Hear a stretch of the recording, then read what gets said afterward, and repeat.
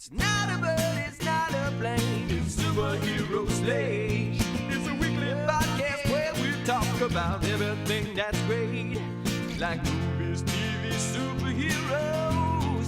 It's Superhero Slate. Oh yeah.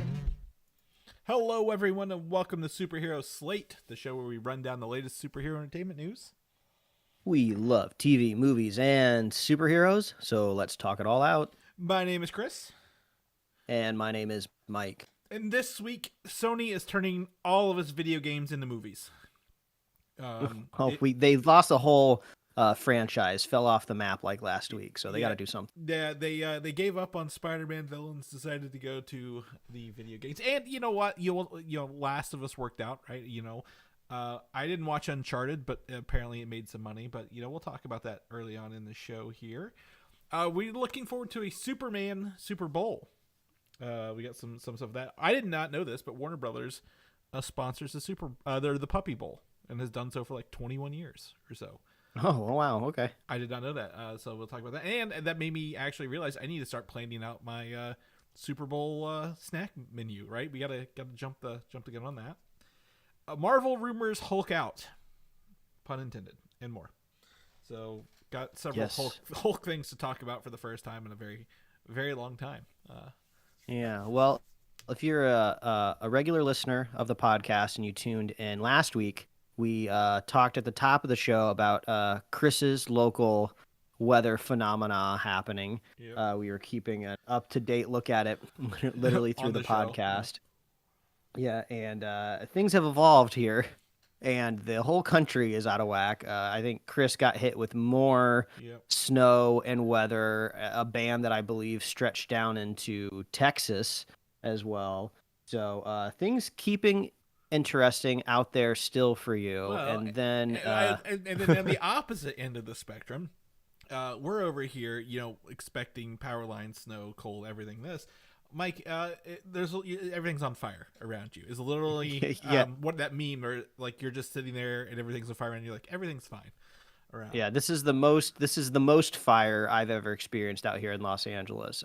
My family, we are here over in Burbank, California, and we have been glued to this app called the Watch Duty app, which is actually really, really cool. If fires or something that are prevalent in your area, this app is a nonprofit and it's just really smart, and it just does a really good job distilling map information to you with fire information. So we've been glued to it, keeping track of the evacuation zones, the warnings, the mandatory evacuations, the containment. I stumbled across an infrared NASA map that's free because it's a government-run service, and it shows you like the infrared information layers in an area. So we've been tracking the fire that way as well. Luckily here in Burbank, even though we are definitely at risk for catching on fire, just like any other place in the valley, we have this giant tinderbox right next to us called the Burbank Hillside that has caught on fire before. We have been really lucky so far. Knock on wood. Mm-hmm. But yeah, west of us, east of us, two gigantic fires that are over 10,000 acres burned. I'm sure people are somewhat aware of it already. It's a gigantic fire in one of the most metropolitan areas on the planet. Well, so it's been all over the news. Yeah. But luckily we've been okay. The worst we had to contend with was some power outages in the area at the beginning of the week. And then obviously really poor air quality, but it's all. LA I feel like anyway. everything's kind of. Isn't that normally LA, rolling blackouts and bad air quality? But everything's kind of turned around a little bit this morning, which has been kind of nice. We usually don't watch a whole lot of local news, which ironically I think I brought up last week on the podcast talking about your weather situation. But we've been keeping up with it this week. Every morning we wake up, turn it on, see what the demeanor is of the news anchors, and everyone's a little bit more chipper today. The aerial footage of the fires are looking way better. There's actually containment percentages on them now, which for days they've been 0% contained. So things are looking up. There is some more winds due in the area over the next couple days, but they're much, much slower gusts than what we had last week. So hopefully by this time, we might have even seen a little bit of rain out here. There's a little bit in the forecast chance for it. So Yeah. this podcast coming along just in time. So between the last one we had and this one we had, it's been nothing but chaos, but things are calming down now, which is good. Well, again, like I said, our everyone, our thoughts are with you guys, Mike, out there. Be safe. I know you guys will be. But I would say, it has been prevalent because it is Los Angeles, and a lot of celebrities or influencers, I say, out there, and they've all, obviously been victims of the fire through some of those losing their properties and houses and stuff like that. So it's interesting how much more it's got coverage because of the people involved who have those social outreaches, right? Kind of along the way. Yeah, it's crazy. There's if you're unfamiliar with the area, the two fires that are burning, the Palisades fire and the Eaton fire, are kind of like two different classes of Angelinos that have kind of been victims. Like the Palisades fire is very much like Beverly Hills by the beach. You see just literally a list, like a very long list of celebrities have been published that have like lost their homes, like anywhere from like smaller actors you haven't heard from in a while to like the biggest actors that you've ever seen working have either evacuated or lost their houses. And then over at the Eaton fire, which is kind of the Pasadena, Altadena area, you just have like normal folk that just like, these are normal houses that have been around for, a couple generations now that have just been devastated. So I think some people have kind of conflated it, and some of the more cynical people out there in the world are just like, screw these celebrities that have lost their houses. Like, well, you're kind of confusing two different like historic fires that are going on in different parts of the city. And a lot of, like, again, I'm going to use the example of Billy Crystal, right? He lost his home in the fire. He's had that home since like the 85 or something like that too. It's not like he's like living in a mansion. Like, think of all the work and stuff he's gathered from all his movies and projects over the years in that home and lost in a fire. Like, so I'm like, I get like he may be an actor, maybe a celebrity, but like at the same time, I'm like, he isn't like buying a mansion and just burning his big mansion down at the end of the day, right? So yeah, luckily, I mean, memorabilia is not something that's on the top level of my mind, but it's not like I haven't been thinking about it. And Mark Hamill lives up in the Malibu area, and he is a prolific collector. He has apparently a gigantic like movie prop. I think he's kind of like a Disney aficionado and has a lot of memorabilia from like parks and stuff like that. Apparently, I think his house did survive, and who knows, he's probably a guy that has a lot of his collection maybe in a warehouse somewhere too. So it's happy to hear some of those relics seem like that they're still around. Well, here. Yeah. And despite all of the natural disaster surrounding us, it hasn't stopped us from focusing on our main priorities, Mike, and that is snacking. And you were the victim of a shipping delay, a tragic shipping delay, maybe 2 days. Yes. Devastating. I teased this last week on the show, didn't I? I think last week or 2 weeks. Yeah, we've talked about Mike's. We've talked about what you're about to mention. So. Yes. My package finally came in. I've purchased my very first Sideshow collectible. It's not a statue of Iron Man. It's not a 18 foot tall, scale model of the Hulk. It is a Coca-Cola vending machine. Yeah. I don't know the exact scale of it, but it's 12 inches tall, and it looks exactly like the vending machines from back in the day. It has a real working slot for tiny, itty bitty quarters. This vending machine literally came with a pair of tweezers, so you could pick up the quarters and put them in the slot. Keep those away from your daughter.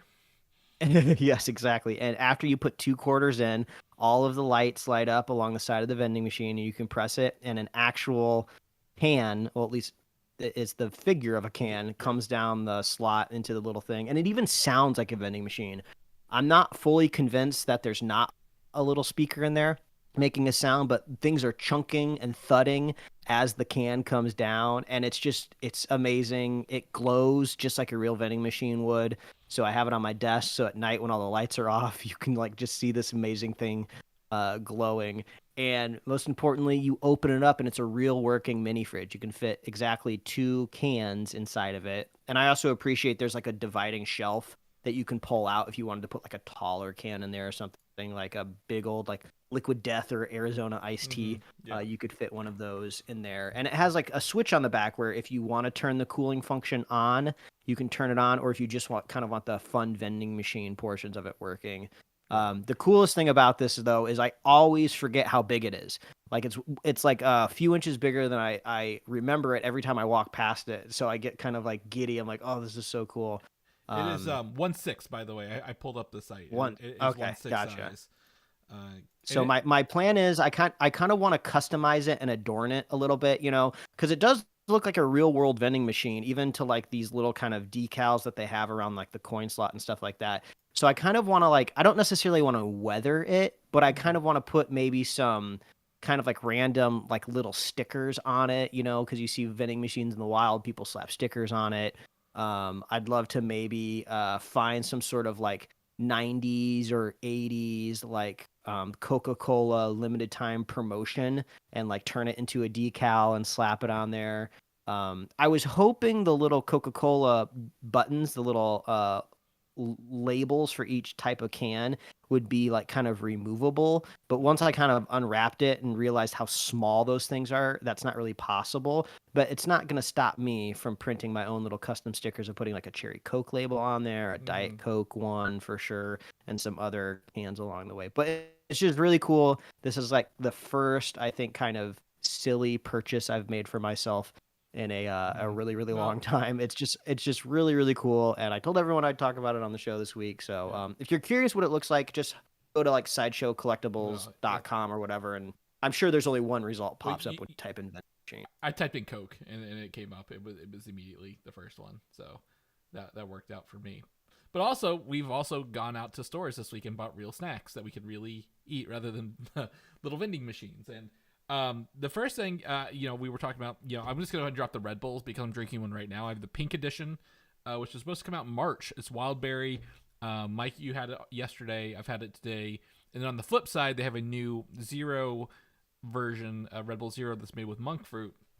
And I had mine yesterday and you had yours today. So we're literally just drinking so many Red Bulls, Mike. So much caffeine is powering the show at this time. Yeah, we are on the hunt for this blackberry Dr. Pepper. You told me you actually found signs in your local stores that are limiting people the amount that they could buy. I haven't even seen UPC codes anywhere in our aisles. I'm always looking on the end caps as well because sometimes new stuff gets relegated to kind of more promo areas, but I haven't seen it yet.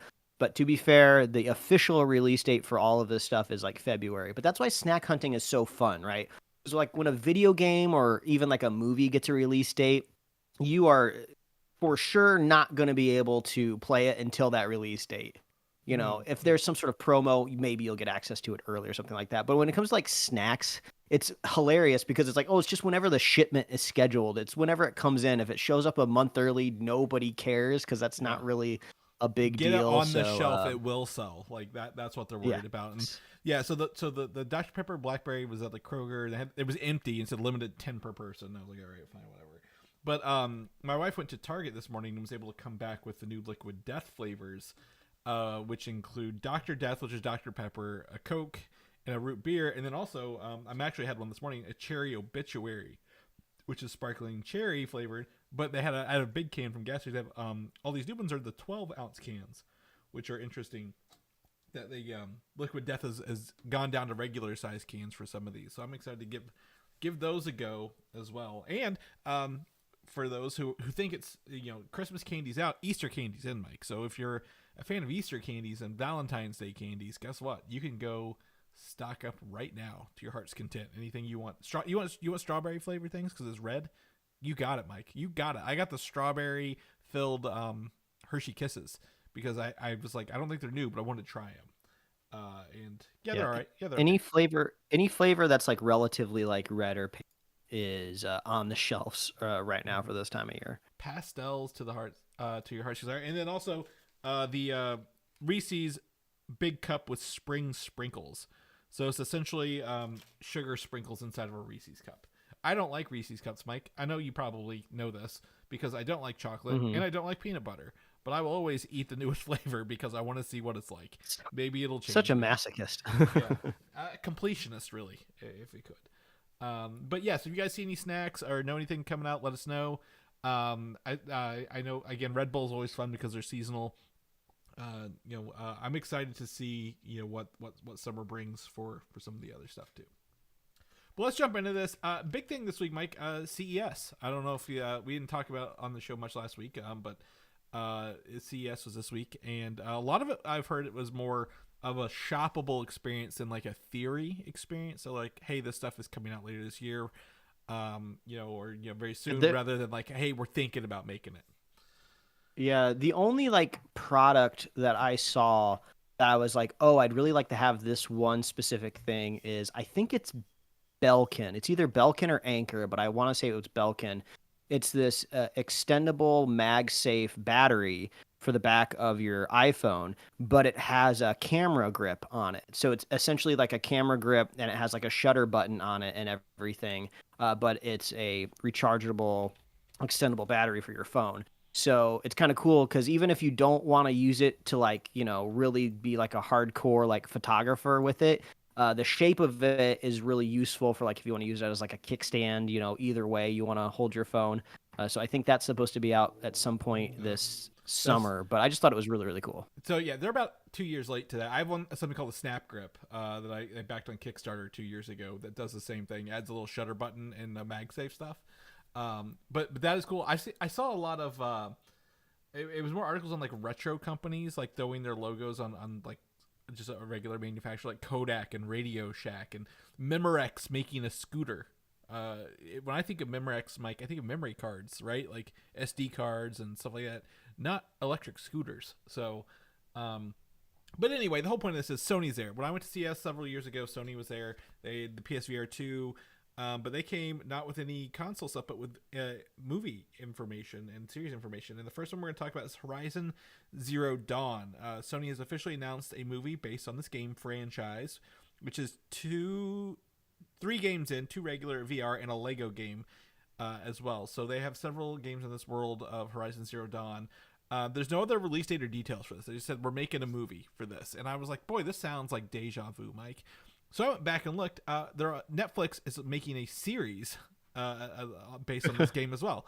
So the only thing is at CES, they said, yes, we are doing both. There's going to be a Horizon Zero Dawn movie, and the series is still in the works, and they are writing on it right now. So this seems like, to me, for people who may not be familiar with this franchise, Mike, I bet you could pick out the character, but you couldn't tell me the story of Horizon Zero Dawn. I attempted to play the game a few years ago. Mm-hmm. I can't tell you for certain, but when I bought it, or maybe I had like a PSN like subscription thing. Yeah. And I was like, oh, I'll just dive into it. It was cool. I liked the concept of it, but I quickly found out that like, oh, this game is going to be kind of consuming. Yeah. This isn't just going to be like a casual playthrough. This is like a whole world and story. It's very compelling. I don't have time for this. And I was already like in the tutorial levels, and I was like, oh, there's a lot of mechanics here that I need to learn. I had like this robotic piece on my face that was like scanning different like mechanical life forms. Like, this is too much right now. I gotta back away from this. But I'm surprised it's been so captivating and it's been so popular because it's very high concept. Yeah, it's very unique. I think the visuals of the mechanical dinosaurs and wildlife are really iconic. They've come forward and done a lot of good things with that designs. So but they're just going full force in Horizon Zero Dawn. If you liked it, hopefully this is good news for you. If you were kind of on the fence, you might just be beat to death with Horizon Zero Dawn properties kind of going forward, it sounds like. But yeah, movie in the works. When we get more details, we'll fill you guys in. And then also with the series from Netflix. On the flip side of that, a game that is less a high concept and more just shooting things, Helldivers, which I love Helldivers too. I've been playing it this year on my PC. Sony has also announced a movie based on that video game in the works. So Helldivers 1 came out several years ago, a little small niche community. Helldivers 2 launched 2024. Took everything by storm, won some game awards. Really, really fun stuff. It's interesting. It's kind of essentially, a lot of people said, what's that?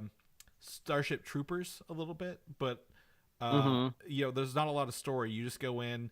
There's an overarching person who, quote unquote, game master who changes like the planets and who's attacking the planets. You go there, liberate them as a war thing, and you go back to your ship. Not a campaign game, Mike. This is very much only multiplayer. So I'm interested to see maybe if this is like a prequel, like how did we get to this point in the game kind of movie. Because you're just a nameless character in the game, right? You're just yourself. So very interesting. They're just, because Sony does not own Helldivers, they just help publish it. The studio is an independent studio, but Sony published the games specifically on PlayStation and PC. So this is going to be, on the flip side, another movie coming out of Sony. And I guess Columbia Pictures. Sorry, it's Columbia Pictures. Moving on, the third thing that was announced at this was a Ghost of Tsushima Legends anime based on the video games that are out, and this one actually has a 2027 release date announced, and it will be directed by Takanobu Mizuno, who's known for Star Wars Visions, The Duel, and other properties. And the animation will be done by KAMIKAZE. I butcher these names. DOUGA, who did Batman Ninja. So this one sounds like it's in the works, and they have a release date, and will be here, here in 2 years. And you played the games, Mike. So is this get you excited on the front? I mean, there's already been a feature film in the works, like live action, that was announced, and we talked about it on the show a little while ago. I don't know where that is in the production line, but it's kind of weird. If you were to told teenage Mike back in the day that basically every like franchise and video game that you love would get adapted and turned into an anime, I would be like, you got to be kidding me. That's amazing. Anime is, like, to me back then was everything. So the fact that like mainstream stuff would get an anime version would have like blown my mind. But now it's so kind of par for the course. I don't even get excited about it anymore. Like they turned Blade Runner into an anime, which is crazy. And I heard really good things about it, but it doesn't excite me anymore, because it just kind of seems more of like, it always seems like a strategy to me. It doesn't seem like, oh, this will be a fun creative choice. It more seems just like, oh, we have a streamer that's interested in buying content. They're looking to buy anime. What IP can we send off to a foreign anime studio to turn into something? It's probably not going to break the cultural zeitgeist in any way, but people are just looking for stuff. Let's turn Ghost of Tsushima into anime. I'm not saying that's exactly what's happening. That's a big stretch here, because like Ghost of Tsushima, that's what goes on. Yeah. But that's what goes on in my head, because like we never get any follow up on any of these animes that we've ever talked about on the show over the last couple of years. We do. Like I don't put them in the notes because we don't watch them, I guess. We have I just don't put them in here. Like my social media algorithms are perfectly adept to pulling this information in for me, because like I am like the perfect audience to see this kind of stuff, and I never see anybody talking about it. Nobody's like, oh my god, you gotta go watch the Dead Space anime or whatever, something like nobody cares. Well, I think this is unique because Ghost of Tsushima is a Japanese property based in Japan. It is also from Sony, which is a Japanese company. Like, this is a better situation than you're like, oh, there's an IP to make an anime. Like, this is where it comes from and where it originates from. So I will give them credit. Like, this is probably going to be, this isn't like, oh, we just picked the Terminator anime, right? Terminator has no affiliation with Japan at all. So why would they do that? That's the crazy thing. I don't even remember a Terminator anime being announced, but I 100% believe you. Like, you could pick anything out. You could pick any IP out there popular enough, tell me it was turned into an anime, and I will just believe you. because I'm like, oh yeah, I'm sure like that's on like Prime or Netflix somewhere. It was Now that Netflix, being yeah. said, I'm just talking about strategic publishing and releasing. I'm not saying it wouldn't be good. Like I'm sure a lot of this anime stuff is good and fun storytelling, and it's probably spectacle, and they've done some really cool like action sequences in there, but like there's just so much stuff out there. Like I've just never heard of any of it breaking through the zeitgeist, except that example that I brought up of Blade Runner, because I think that came out. I think that released like just like a couple months before the movie came out, so it was almost kind of like, oh, this is like a teaser for what you might be seeing in this revived kind of like iconic sci-fi world. But then that's basically been the only thing that I've kind of seen pop off. The Terminator one of I've heard is good, and I think it's getting the second season as well. But Netflix did put out a bunch last year that, you know, obviously you're not watching them, so I'm not watching them. I'm just put them in here. God of War is also getting an update for the TV series, the live action God of War coming. That the writing, they are working on the writing, so they, rather than just announcing it and saying we have nothing else, they are working on the writing. And this one is going to Prime Video for people who are interested in the God of War franchise. I'm interested in the God of War. I didn't play the first three. I've only played the more recent two, but knowing, you know, the backstory of the character, it does play into the recent two.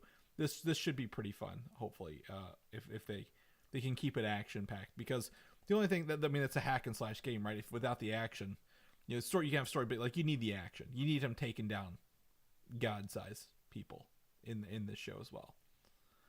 And then the last video game news we had out of CES is that an Assassin's Creed. Oh, this isn't even news. This is rumored. Assassin's Creed is rumored for Netflix. So there's a bunch of, you know, Assassin's Creed. They've had a lot of games. They put one out like one every year, every 2 years. They had the movie with Michael Fassbender that was supposed to tie into the actual games as well. Didn't really go anywhere. I think Assassin's Creed's fine, but I don't know if it needs more external content, if that makes sense. Like, yeah, I don't know if is Assassin's Creed, that's Ubisoft, right? Yeah, Ubisoft, yeah. Okay, yeah, so that's not connected to Sony. I was just going to kind of reflect just overall that I would say this is like a good pivot for Sony in general with those first couple announcements that we talked about, because they did just totally messed up their Spider-Man IP. I mean, obviously they still have it. There's no there's no recourse for them. They're not going to jail. You know, their punishment is just less box office return, and then there's some creative turnover at the studio, which just happened recently. So hopefully that's good.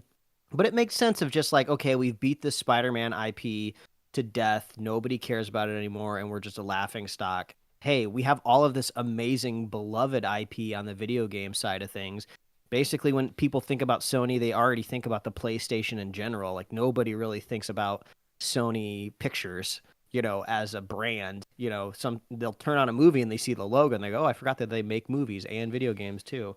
So I think this is a good pivot for them and a good time. The iron's hot to strike, you know? Oh, I disagree entirely. I think this is a bad decision on their behalf, because what they did with Spider-Man, they see the success they have with Last of Us. They see the success they had, I guess mild success with the Nathan Drake Uncharted movie, right? I feel like they're just going to double down and not look at quality. They don't look at quality, they look at quantity. Like the Marvel movies, the Spider-Man properties, we had 3 this year, right? 3 below average, some awful movies that were this year, and more is not necessarily better at the end of the day. And I think Sony, you know, they're struggling. They're not a good studio. They're not putting out anything, I can tell you. Like you said, you don't know them as a brand. You don't get excited when Sony Pictures or Columbia Pictures, I guess, says we're putting out a movie. And I think if they're just diving into all these, oh, we're doing Horizon Zero Dawn, we're doing Helldivers. No one's announced to be in. Like, you get excited about having a script and someone involved. The people who make the game, maybe they need to be announced involved, because I think it's what Neil Druckmann was in charge of the TV series for Last of Us, right? Well, they didn't announce the Horizon Zero Dawn people are involved. They didn't announce the Helldivers people are involved. So I'm on the other side. I'm like, they're just throwing more at the wall and saying, yeah, more. We did it once. People will watch anything video game related, obviously. Not necessarily that the quality is going to be there behind it on the other side. So we will see as we come into the next several years of possibly no announcements even on this. Like Ghost of Tsushima, the movie, I think the script is done. Who was that? Was that the John Wick guy, wasn't it? As well? Possibly. That sounds like something we would have talked about. Selesky, yeah. So I mean, I just think, I hope for the best, but I am not optimistic based on their 2024 outings, what they did to us. But moving on, we're going to talk about Peacock real fast, the streaming service that somehow still has the same horrible name. I don't know how they do it. But Jurassic Park World and Fast and Furious series are rumored to be in the works for the streamer. So it sounds like they're looking to put some extra original content on there. These are not conjoined, right? This isn't like Men in Black. Correct. Yeah, these are separate. Because that's how I read it when I was looking at the notes earlier. I was like, holy crap, they're going to put dinosaurs in the Fast and Furious. Yeah, so no, it's Jurassic Park and World, like a series. They've already done the animated stuff on Netflix, which I've heard is good. And then Fast and Furious, I don't think has had anything. But they're probably trying to do... Hopefully Fast and Furious will go back to maybe like the street racing era kind of thing and do like a street racing show. Get back to its roots, if you will, because I don't even know. 11's not coming out this year. Vin Diesel and The Rock are always fighting, so we'll see if anything actually comes to the theater for that. But by the time they get done with that, they'd already could have a season or two for car racing. This doesn't make me want to subscribe to Peacock, Mike, by any means, by hearing this stuff. I mean, maybe they saw some success with Twisted Metal, and they're like, our viewers want more cars. Put as many car stuff property in there as possible. Another Sony property, a game that was turned to there. It could be Jurassic Park World. I don't know how they're going to do dinosaurs on a series budget, Mike, and be like, yeah, we're going to keep doing this. You know what I want? Totally unrelated, but we're talking about video games and dinosaurs. I want a dinosaur kart racing game where either I am a little dinosaur driving around in a car, or I'm a person like driving a Jurassic Park Jeep on a race course, and then the obstacles are dinosaurs. So a giant dinosaur stepping out, like trying to eat me. Yeah, I think it'd be hilarious. I'm going to drop two things on you. One, there was a show/video game called Cadillacs and Dinosaurs from 1990s. I don't know if you knew about this. No. Yeah, so it's on Chris Flicks if you ever want to watch it. It's one season. So they drove like these convertible cars back in dinosaur times, and you had to like shoot the dinosaurs in the game. And then the other one is the Jurassic Park arcade game from 2014, which is really fun, where you're like on rails in cars, running from dinosaurs, trying to capture Triceratops. It's really fun. So those things, not necessarily a kart racer like Mario Kart, but maybe before they'll get in maybe Peacock will go into video games and Sony will go into movies, and never shall the two meet.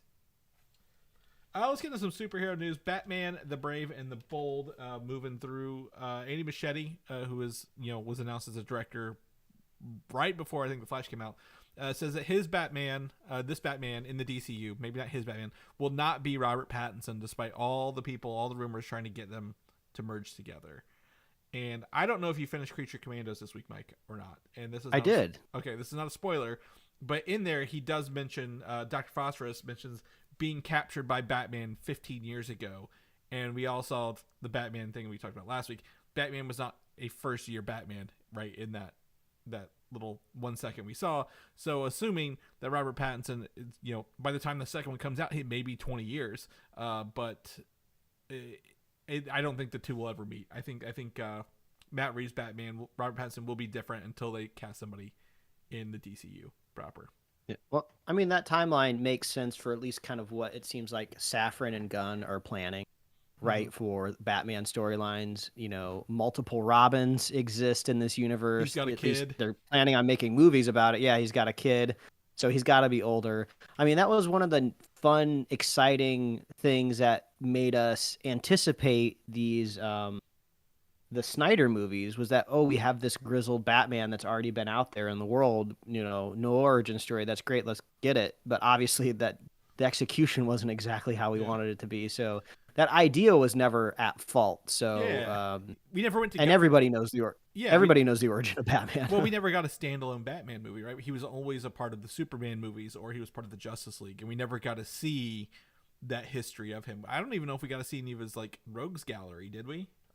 Like other than Jared Leto's Joker. So I mean, obviously, yeah, they didn't touch on it. So I think this would be interesting. They've got a plan. They can bring the Batman that's in the comics now into that a little bit. But yeah, so no worries about Robert Pattinson going over there. Superman. James Gunn has confirmed that they will show new Superman footage at the Puppy Bowl this year, which is brought to us by Warner Brothers, which I teased at the top of the show. I think it's the 21st Puppy Bowl. And I'm pretty sure that they said it's a 30-second teaser.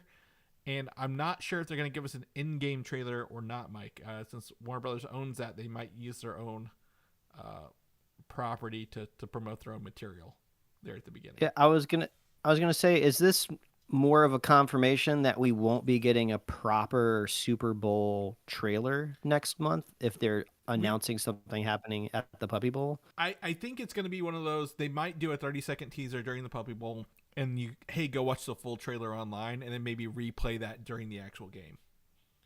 No, maybe. I mean, that is always a strategy at the Super Bowl where it's just like, well, let's not blow our entire marketing budget on one trailer. You know, there's been some studios that just straight up just drop what they call a big game trailer, even though it's never aired anywhere at all. They're just trying to be part of those roundup articles that get made, even though it never touched the broadcast in any shape or form.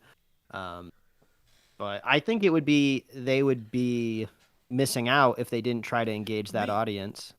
I like the idea of the Puppy Bowl.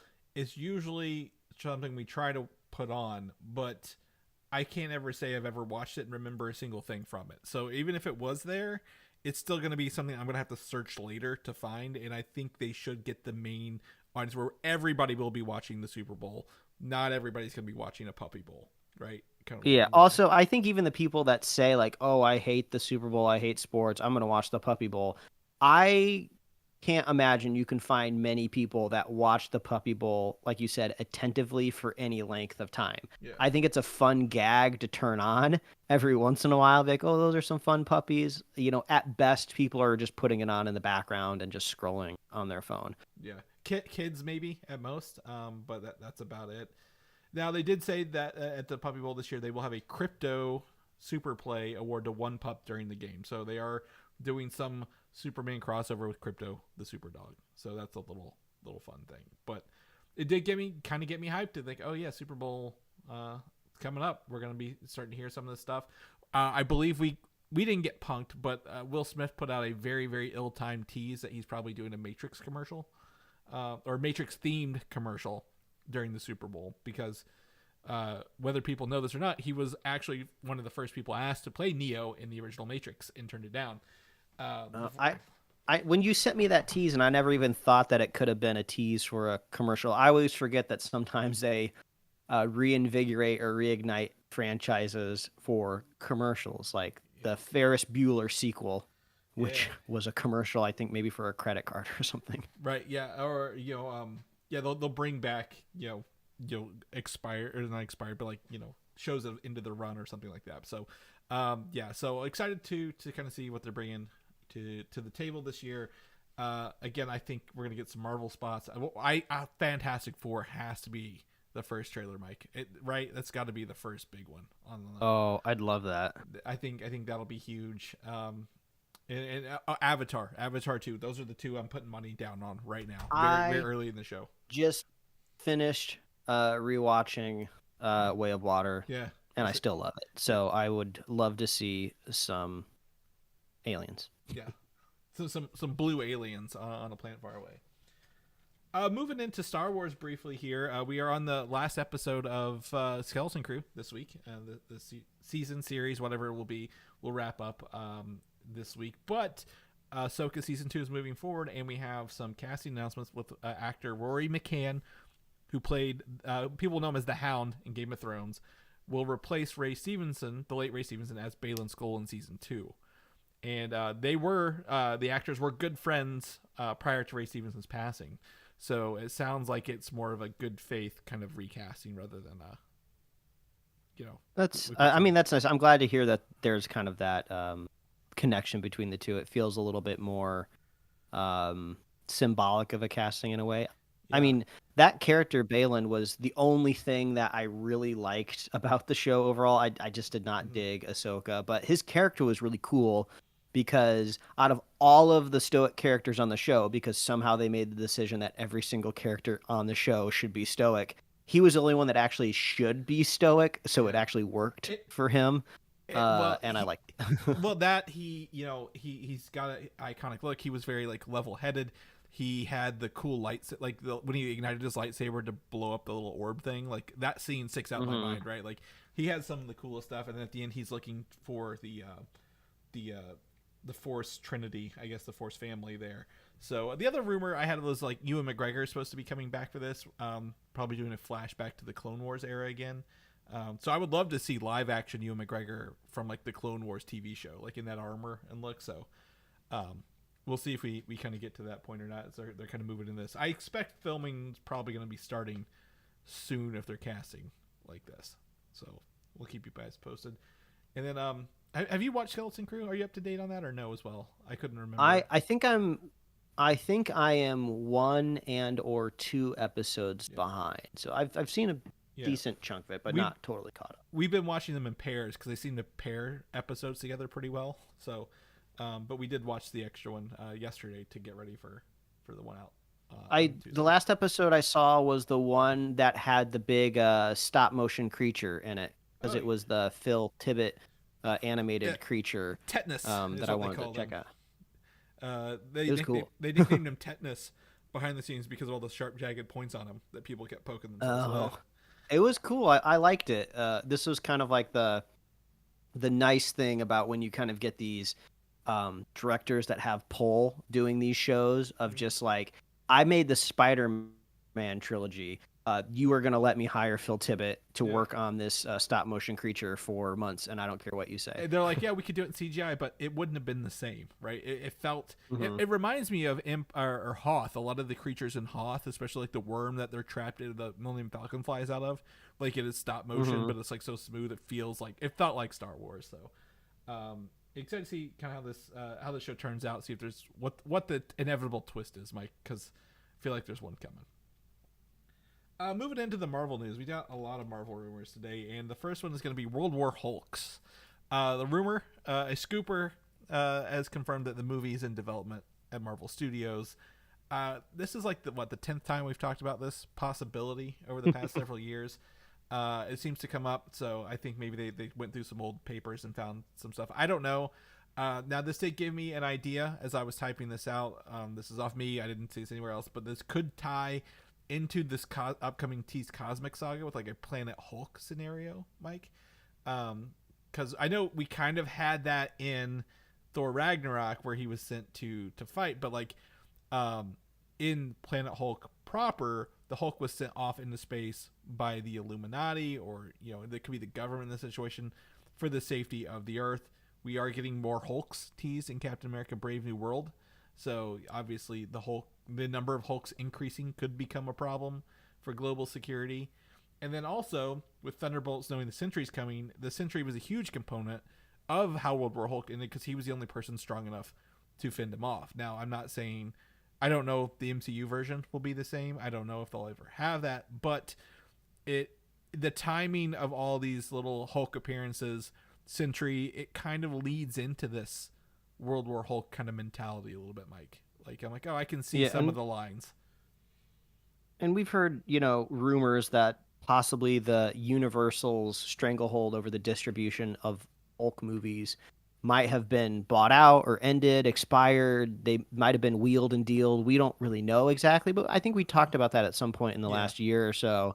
So I would be just excited to hear it officially announced, from Kevin Feige himself, because that would be confirmation that like, oh yeah, Hulk movies are now on the table, because we were looking over promo material for Captain America: Brave New World last week, and it's just like, oh yeah, this is just a Hulk movie with Captain America in it. Like, it has the Red Hulk, it has his like main villain in it. So yeah, I think we're due for some good Hulk stuff, and I would really like to see Bruce Banner like chew on some some good story, right? He's always like the sidekick in every movie he's in, and he always talk about these big character growth and development that he's gone through between movies. He's just like, hey, between the last movie you watched, I did a lot of personal work on myself, but we never get to see it on screen. So it'd be nice to maybe see it for one.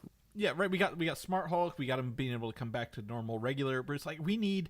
I missed the first Avengers Hulk when Mark Ruffalo first took over, and he was scared of the Hulk. He was scared of the other side. Like there was that fear of like, a feral animal that couldn't hardly be stopped by anybody. Like even Thor had to fight him. Like where is that at? I want to bring that back around. Making the Hulk a friendly and ally is cool, and they've done that in the comics back and forth. But they've also gone back to like the Immortal Hulk, where obviously it's a psyche thing, and like there's even more dangerous Hulks, quote unquote Hulks, like the Gray Hulk, right? We've seen Gray Hulk. I don't think we're gonna get Joe Fixit, the Hulk in the pinstripe tuxedo, but there's opportunities here, and they one of the last time we saw Hulk was Deadpool and Wolverine when they teased him with the brown suit for Wolverine, and that was a nice Hulk. So maybe we'll get some World War Hulks as they move forward, and maybe it could a San Diego announcement later this year.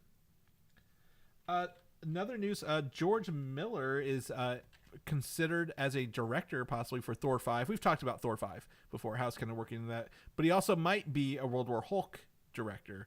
I think he'd be better with Thor 5 because he's interested in Thor after working with Chris Hemsworth in Furiosa. But George Miller, he's like 80s something, upper 80s, outside of making movies. He has previously shown interest in superhero properties before. People do not worry. There was a Justice League Mortal movie from the 2000s that got like to a week before filming, before they canceled it, and went another route. So he has experience in superhero movies, or at least leading up to them, maybe not filming them. And I think getting him into a Marvel movie, Thor 5, especially overcorrecting Waititi stuff would be awesome, right? Get him down into a nice journey. This kind of feels like the Sam Raimi playbook a little bit, in a way, where like, oh yeah, we kind of need to repivot a little bit. Let's bring in one of these iconic directors that have a vision and a style to it. You can definitely feel Sam Raimi's vision in Doctor Strange too. So I'd love to see George Miller's like very kinetic style in a Thor movie. I know the Babe in the City movies aren't quite as kinetic, but I feel like when he approaches action, he wants it like intense, Happy Feet. So yeah, he did really good on Happy Feet. No, I mean, I again, George Miller is kind of like the Avatar guy, James Cameron, right? Like you can't bet against him. It works. Like whatever he's doing, whether it be Mad Max or Happy Feet or Babe, it just works, and I think that's great. So I think Thor 5 would be great, especially if like they kind of take a faux Mad Max approach to it. Like Thor, he's not traveling through space, he's not talking to his hammer anymore. Like he's literally out there, like wastelands, like dealing with like maybe cosmic stuff. Maybe it could be a Battle World-esque style movie, right? Some of the Battle Worlds are pretty barren. So the Void kind of thing. So we'll see. But I think this would be a great grab for Marvel if they grab some people, like you mentioned, with direction rather than just someone to fill a seat. Moving on, Black Panther. This has been a lot of Black Panther rumors this week, and I want to go ahead and get these out of the way. Marvel is not recasting T'Challa. They're looking to cast up an aged son of T'Challa. I think his name's I can't say it. It's French. Toussaint or something like that. For the upcoming movies. He would be the next Black Panther. Did these people not watch the last Black Panther movie? There's no recasting happening here. The character's gone. A lot of news articles jump to the multiverse as like, oh, he's a multiversal Black Panther, and I'm pretty sure even Marvel, despite their attempts at having variants, would be like, we're probably not going to do that. We're probably going to get an aged up version. We know Black Panther 3 is on the horizon. It's been confirmed by Marvel. Even Denzel Washington's that. I think they're going to go with the son of the Black Panther and kind of work that approach, right? Like just, hey, T'Challa, Chadwick Boseman, he has his legacy, he has his moments. We're moving forward, and we're going to work on the legacy instead. I think that's a good approach. right? Yeah, it's a more compelling story, of like you know, in the shadow of like your father's legacy, the father that you never got to meet, this country that you don't even know. Because I think if I recall correctly, his son is kind of living outside of Yeah. Wakanda in seclusion. So there's so much you can I do with that angle that's more yeah. compelling than just recasting, bringing in a multiversal character, and just plopping them in our proper universe. Yeah, I don't think he was secluded. I think he's just brought up unknowing that he's like the son of T'Challa. That way nobody can find him. But I think he's like in a town or something, right? Wherever he's grown up. But right, exactly. And then also the whole idea of Black Panthers, right? The legacy of the Black Panther being able to talk to your ancestors is huge. So we may not have Chadwick Boseman to talk to in that, but the idea of like, oh, I can reconnect with my ancestry I never grew up with. I think there's a huge opportunity for Black Panther 3.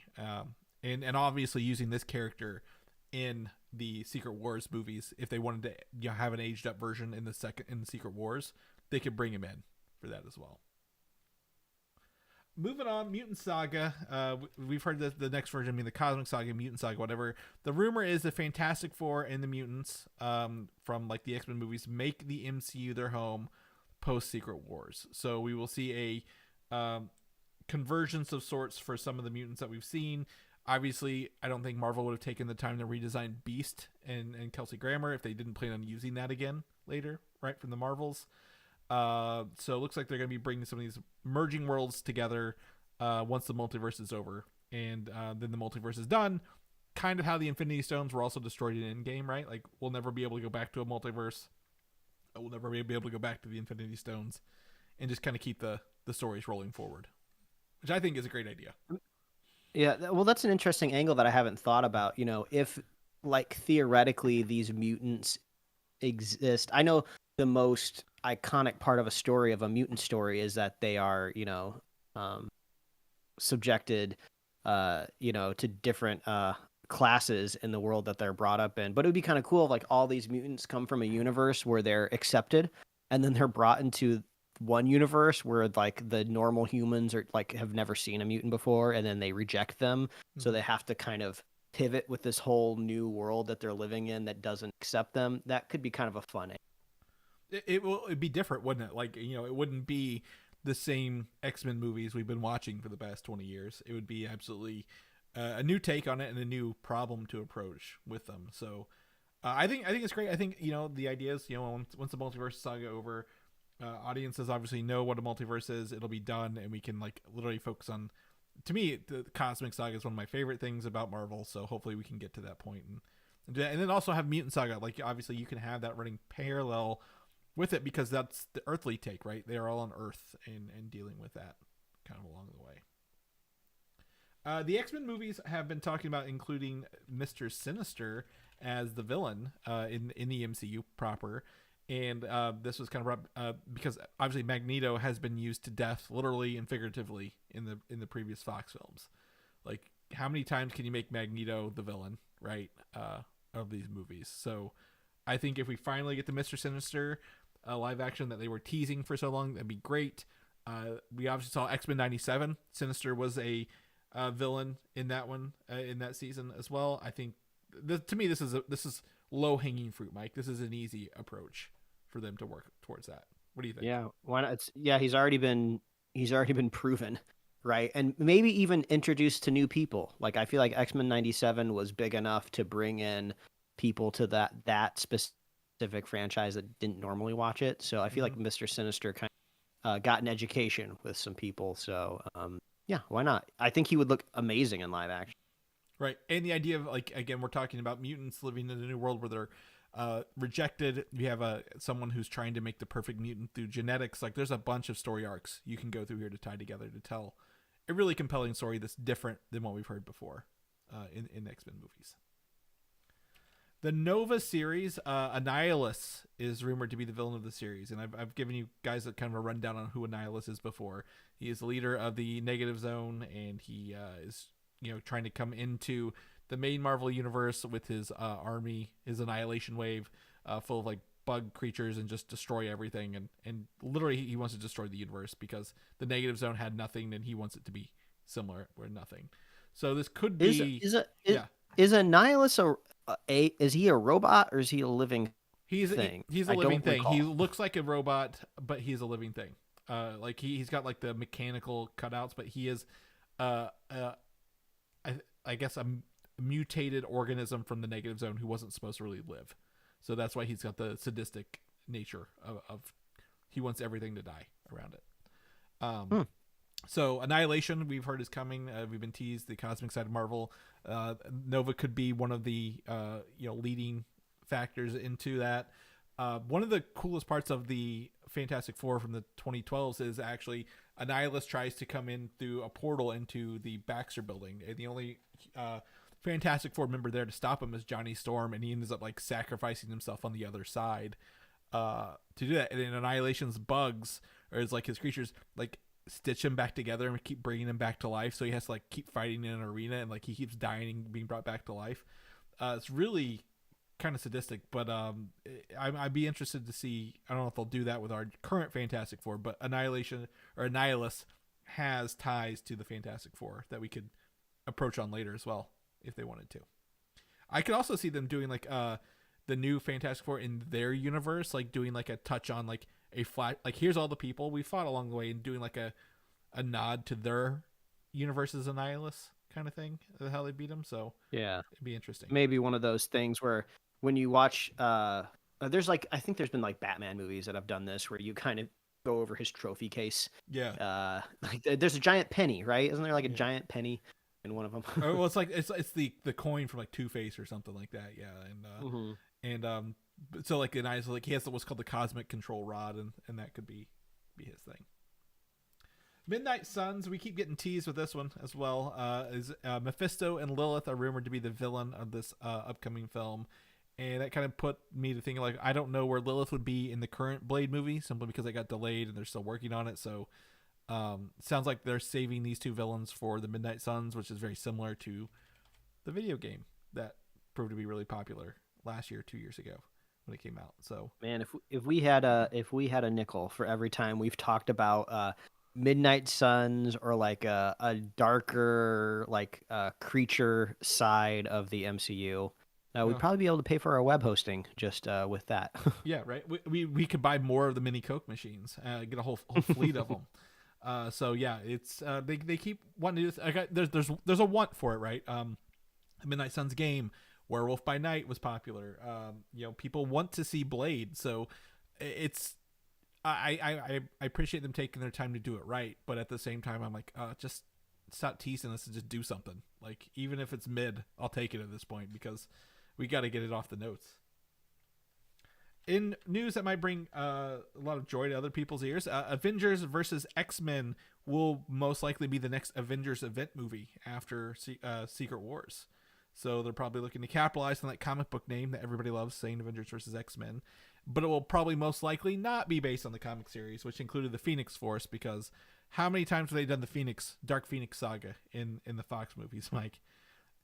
Yeah, even the Phoenix power in the comic books sometimes gets pretty annoying because it's like the biggest like Deus Ex Machina thing. It can do like literally anything. I saw a screen like some screenshots from maybe a recent comic book, I don't know, where like the Phoenix Force like destroyed like Gore the God Butcher just because it can, and so it just all depends on when the Force wants to fly by Earth and save everybody and then go back off into space. Yeah, it's like we're writing a very powerful villain. How can we kill them or neutralize them? Bring in the Phoenix Force. We'll just do that real fast. So I think that's great. I think AVX it was a great book where the Phoenix Force was split into 5 fragments and 5 X-Men each got a fragment, so they had like 1/5 of the Phoenix power, but they're still pretty powerful, and they were trying to save the world and prove that mutants are bad. But then they started like Highlander rules. They would beat each other up. I don't think they killed each other. They beat each other up, and then like if you win over the other one, you get their Phoenix Force kind of thing. So they were trying to like merge it down to one. I don't think we're not going to get to that part very quickly, but I think if they wanted to include the Mutant Saga, which could be phase 7 or 8, and the Cosmic Saga together, they could tease the Phoenix Force, but like I hate the reliance on it, right? It seems to be relied on way too frequently and not in a Yeah, good I way. mean, I don't think you even need the Phoenix Force to be the wedge in between Avengers and X-Men. I don't think Yep. it's hard to come up with a narrative where they would be at odds. You have these two different powerhouse superhero teams. And if I recall correctly, like Cyclops, even in the comic book, says something along the lines of like, you guys get to be the heroes, whereas like we're still looked down on because we're different and not human, but we still like save people. Yeah. I think that was kind of one of the crux of like the butting of heads. So like that's it. That's what you got there. Put some sort of catastrophic event for Earth in between them, and then you I, already have like your sparks going. I mean, that's kind of what they did with Civil War yeah. on the film I side was of gonna it. say So. you could do it like a kind of a Civil War. One of the other things about AVX was there was the first mutant born after Wanda was Hope Summers. She's not technically a Summers kid. I think she just took the name. But she was the first mutant born after that. And the mutants were trying to, like, you're coming to us. But she was like, actually, I don't like what you're doing. I want to go with the Avengers. And that caused a conflict, right? So they could be like, what do we do? Not as simple as Civil War, like government regulation, but like, how do we, if it's a mutant problem, do the Avengers get involved or vice versa, right? Do the mutants handle their own problems? So a lot of opportunities. I think it's a great idea. I just know they're just using the name rather than the story. Moving on, Spider-Man 4. This one was probably like the weirdest rumor this week for me. And the rumor is that the plan for Spider-Man 4, and it might still be because we technically have no confirmed facts on Spider-Man 4, is that Spider-Man and the Punisher, John Bernthal, take on the Hulk in a street level adventure. And one of the scoopers, who's tended to be right, I think he's like when you have to pay like Patreon, he has a Patreon stuff, says it passes his smell test on the Hulk involvement for Spider-Man 4. And this could possibly be a cataclysm or what's it called, a catalyst for World War Hulk. If true, like if the Hulk smashing up New York, like a bad Hulk rather than a good Hulk, and Spider-Man has to get involved. I mean, honestly, I love this story idea. I think it's super interesting and clever. You have a superpowered character like Spider-Man, and then an unsuperpowered character like the Punisher. Like, add their powers together, you still can't defeat the Hulk. So I love the idea of they have to get clever. They have to think, how are we gonna do this? And then there are two characters that are at odds to begin with. Yeah. Like in the comic books, one of the most iconic comic book covers is the Punisher trying to kill Spider-Man. Yeah. So I would think that's maybe even how the story gets kicked off, is the Punisher's out there to kill Spidey, Yeah. and then they start working together. I could see. What- I think if you could get a good screenplay where somebody comes up with a really clever way to stop the Hulk in the third act with these two characters, I would be really excited. Yeah, I think it is the most unorthodox, unpredictable story, and I think to me that makes me excited. But I'm gonna go ahead and put this big asterisk on everything Spider-Man related, because most likely none of these Spider-Man MCU rumors are true until we get official announcement, because there's so many being tossed around. But I like this one the most. It's the most, like, rather than him, there was one out there that's like, well, they're gonna do the Spider-Man One More Day thing where he like goes to Mephisto, is like, I want to get, I want people to remember me again. So he goes to make a deal with the devil so they'll remember him, but he has to give up something. But I'm like, we haven't even seen the Spider-Man do anything yet. So what's he got to give up, right, along the way? Mm-hmm. So I think this would be great. Also, one of the most iconic comic pages, which I thought you were actually going to say, is from Civil War, where the Punisher brings Spider-Man in, like, who's been beat up and like bloodied, into the underground room with like Captain America and stuff. So like they have a history together, like you said, not just him hunting Spider-Man, but also saving Spider-Man back during the Civil War comic book. So a lot of interesting stuff they could take from that.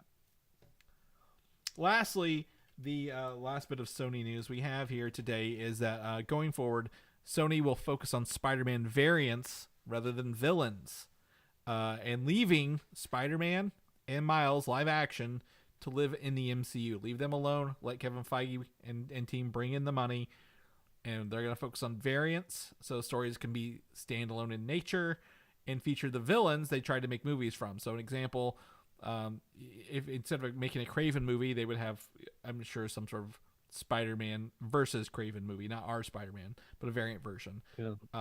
Like a Silk versus Craven or something like. Well, yeah, exactly. Or maybe it's like a Spider-Punk set universe where like the Craven version in Spider-Punk universe versus Spider-Punk, right? Mm-hmm. Like they could go down those roads. 2099, like Spider-Verse films are standalone Spider-Man movies that focus on Spider-Man. The Noir show also shows they're kind of taking that approach to some of their licensing out there. So if they're gonna focus on Spider-Man, this is probably the better approach than Madam Web and Craven going forward, right? The current Sony or Columbia Studios president is leaving. He was scheduled to leave anyway. Somebody else, you mentioned it was someone who was in charge of Spider-Man movies, including the MCU. I'm not going to fault him. He did the Spum ones and the Marvel ones. He has also left the company, so it sounds like they're doing a shuffling over there and maybe trying a different approach in the future for these.